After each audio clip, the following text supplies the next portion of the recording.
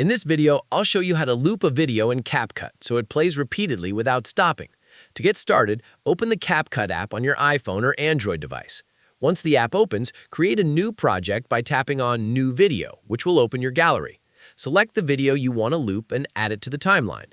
You can use any clip you like, for example, a short train video or any other clip you want to repeat smoothly. After the video is added to the timeline, tap on the clip to select it. Then scroll through the editing options at the bottom until you find Duplicate. If you're using an older version of CapCut, this option may be labeled Copy instead. Tap on it, and CapCut will instantly create an identical clip placed right after the original one. When you play the video, you'll notice that it now loops seamlessly. You can repeat the duplication process as many times as needed to make the loop longer.